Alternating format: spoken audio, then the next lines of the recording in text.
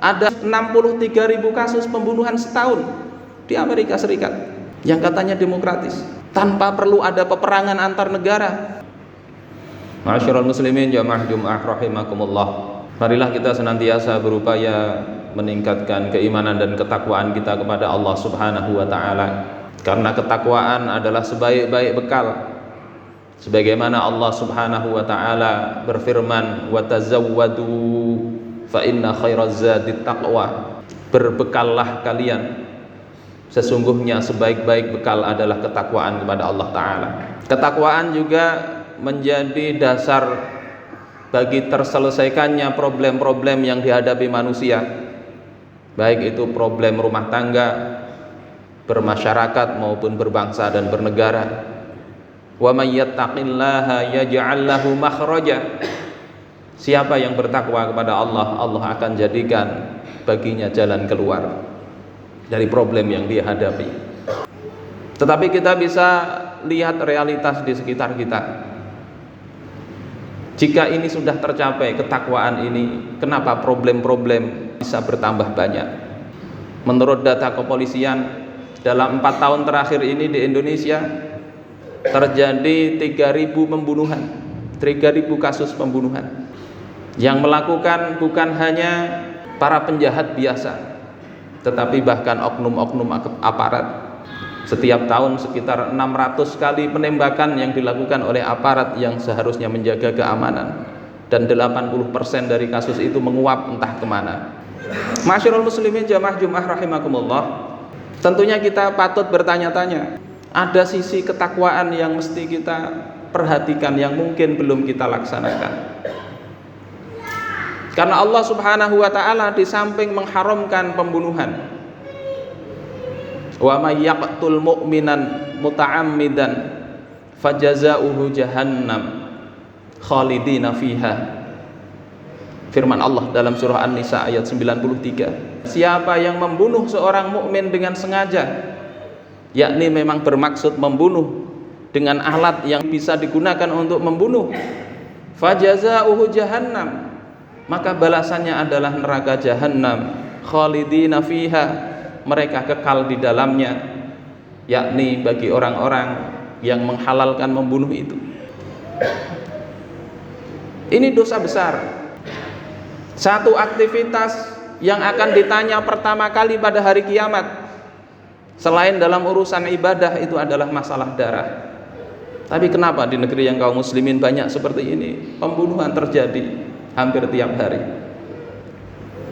Di sisi lain Allah Subhanahu wa taala memberikan solusi agar pembunuhan ini tidak terjadi atau bisa dikurangi. Allah Subhanahu wa taala berfirman di dalam surah Al-Baqarah, "Ya ayyuhalladzina amanu kutiba 'alaikumul qisasu fil qatla." Wahai orang-orang yang beriman, diwajibkan atas kalian hukum qisas di dalam masalah pembunuhan. Siapa yang membunuh dengan sengaja, maka ahli warisnya berhak menuntut agar pelaku pembunuhan itu dia dihukum bunuh pula. Yang tidak sengaja membayar diat yang cukup besar, yakni 100 ekor unta, dia tidak dibunuh tapi membayar diat.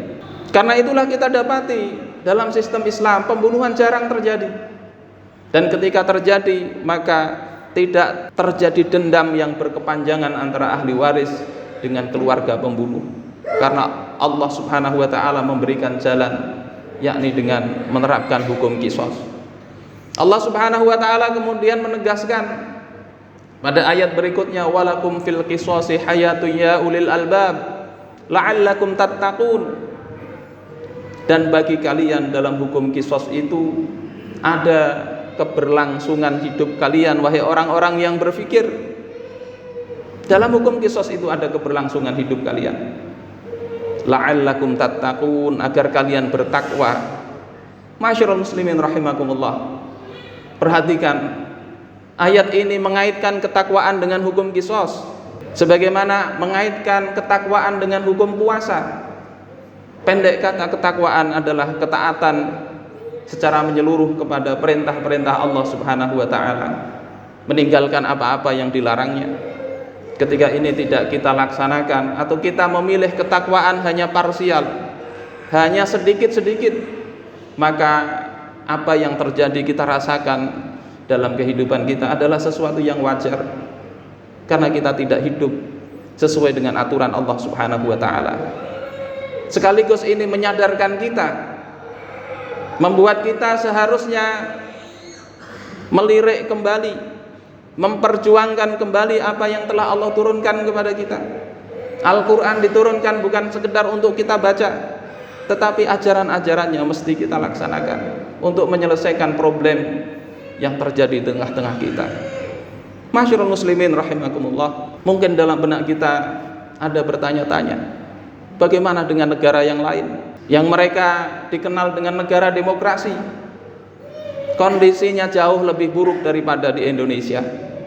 Kalau di Indonesia 4 tahun terakhir 3.000 kasus pembunuhan, di Amerika rata-rata pembunuhan yang terjadi di sana 19,19 per 100.000 penduduk per tahun.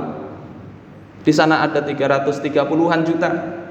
Kalau kita hitung dibagi 100.000 dikali 19,19, ada 63.000 kasus pembunuhan setahun di Amerika Serikat yang katanya demokratis, tanpa perlu ada peperangan antar negara. 63.000 nyawa penduduk di sana melayang karena pembunuhan.